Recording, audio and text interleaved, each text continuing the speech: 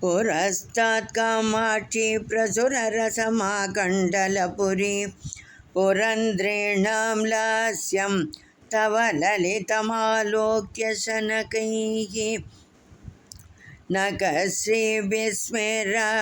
बहुवितनुते नूपुररवैः चमत्कृत्याशङ्के चरणयुगली चाटुरचनाः सरोजं निन्दन्ति नखकिरणकर्पूरशिशिरा निषिक्ता मारारे मुकुटशशिरेखा हिमजलैः स्फुरन्ती कामाक्षी स्फुटरुचिमये पल्लवशये तव दत्ते मैत्रीं पथिकसुदृशा पादयुगली नतानां सम्पत्तेः अनवरदम् आकर्षणजपग प्ररोगसंसार प्रसरगरिमस्तम्भनजपग त्वदीयः कामाक्षी स्मरहरमनोमोहनजपग पठीयान्नपाय पदनलिनमञ्जीरनिनदग वितन्वीतानाते मम शिरसि कामाक्षि कृपया पदाम्भोजन्यासं पशुपरिबृढप्राणदयिते पिबन्तो यन्मुद्रां प्रकटमुपकम्पा परिसरं दृशानानद्यन्ते नളിनभवनारायणमुखाः प्रणामोद्यद्बृन्दारकमुकुटमन्दारकलिका विलोलल्लोलम्ब प्रसुरमयधूमप्रचुरिमा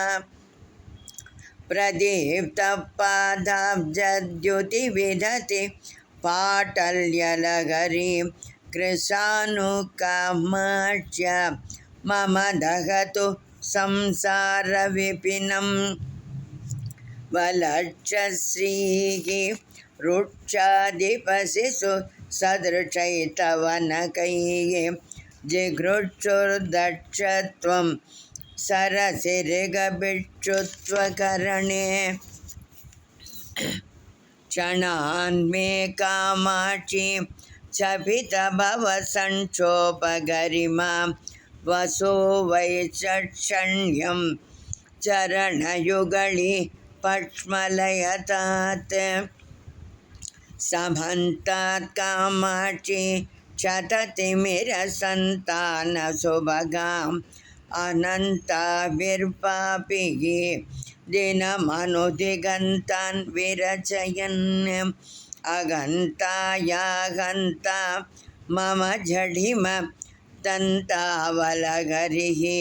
विपिन्दां सन्तापं तव चरणचिन्तामणिरसौ ददानो भास्वत्ताम् अमृतनिलयो लोकितवपुः विनम्राणां सौम्यो गुरुरपि कवित्वं च कलयन् गदौ मन्दो गङ्गाधरमहिषि कामाक्षि भजतां तमः केतुर्मातः तव चरणपद्मो विजयते नयन्तीं दासत्वं नളിनभवमुख्यान् असुलभ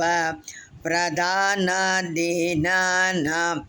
अमरतरुदौर्भाग्यजननीं जगज्जन्मक्षेम